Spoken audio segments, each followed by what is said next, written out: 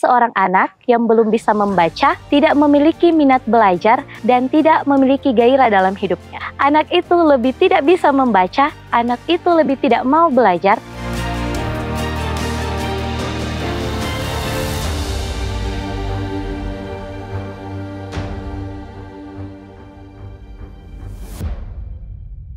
Shalom, salam sejahtera untuk kita semua. Perkenalkan, nama saya Kristi Gabriela Beverly Pelealu. Sekarang, saya sementara bekerja di salah satu sekolah yang ada di Sulawesi Utara, yaitu lebih tepatnya di Desa Mebuya, Kecamatan Pasik Timur, Kabupaten Bolaang Mongondo, Provinsi Sulawesi Utara. Sebelum saya datang ke tempat ini, saya mengikuti satu pergerakan yang bergerak di bidang tenaga sukarela dan saya ditempatkan di Nusa Tenggara Timur. Ketika saya akan mengakhiri kegiatan saya tersebut, saya berdoa kepada Tuhan dan meminta Tuhan untuk memilihkan tempat di mana saya akan bekerja. Dan Madison School lah jawabannya. Tuhan begitu baik, Ia membawa saya ke tempat ini dengan caranya. Awal saya datang ke tempat ini pada tahun 2022. Dan ketika saya datang di tempat ini, saya diberikan tanggung jawab sebagai wali kelas 4. Ketika saya berkenalan dengan murid-murid, saya mendapati satu masalah ada di dalam kelas itu. Ada seorang anak yang belum bisa membaca, tidak memiliki minat belajar, dan juga tidak berani tampil. Anak itu dalam hidupnya sepertinya kesepian dan tidak memiliki gairah dalam hidupnya. Namun Tuhan begitu baik. Tuhan membuat saya untuk dapat bertemu dengan anak ini. Awalnya ketika bertemu dengan anak itu, saya pikir saya dapat menyelesaikan masalah ini dengan cepat dan saya dapat menggunakannya dengan kekuatan saya sendiri. Saya belajar untuk mengajari anak itu. Dalam 1 bulan ketika saya mengajari anak itu, saya mengajari dia membaca, saya mengajari dia untuk tampil di depan. Namun apa hasilnya? Karena menggunakan kekuatan saya sendiri, anak itu lebih tidak bisa membaca, anak itu lebih tidak mau belajar, dan anak itu lebih tidak mau tampil di depan. Anak itu bahkan lebih tidak mau lagi datang ke sekolah. Saya ada di titik putus asa dan mau menyerah. Saya merasa bahwa saya gagal. Dan saya tidak suka kegagalan. Maka dari itu, dalam keadaan seperti itu, Tuhan kembali mengingatkan saya bahwa saya telah melakukan kesalahan. Saya telah menggunakannya dengan kekuatan saya sendiri. Saya tidak menggunakan Tuhan dalam pekerjaan saya. Saya melupakan Tuhan, saya tidak berdoa dan meminta pertolongan Tuhan.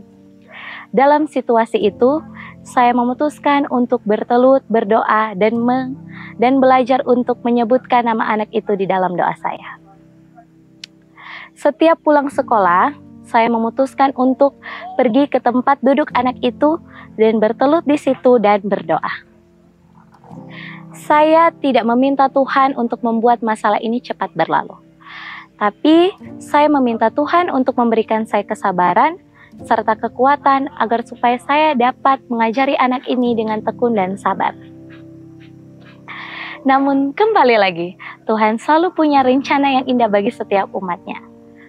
1 bulan, dalam waktu ketika saya mengajari anak ini dengan pertolongan Tuhan, tiba-tiba kami ditunjuk untuk memimpin ibadah di sekolah kami. Dan ketika memimpin ibadah, kami harus memimpinnya dalam bahasa Inggris. Anak ini mengajukan diri untuk memimpin ibadah dalam bahasa Inggris. Dalam hati kecil saya merasa bahwa saya tidak bisa mengizinkan anak ini. Kenapa? Karena saya takut. Saya takut anak ini akan dipermalukan oleh teman-temannya karena saya tahu keadaan anak ini. Namun anak ini terus meyakinkan saya. Dia mengatakan bahwa dia akan melakukan yang terbaik. Ketika saya melihat tekad anak ini, saya pun memutuskan untuk mengiyakan anak ini. Keesokan harinya, tiba pada saat ketika kami akan mengambil bagian di ibadah, anak ini berdiri dan saya sangat kaget dan juga sangat terharu.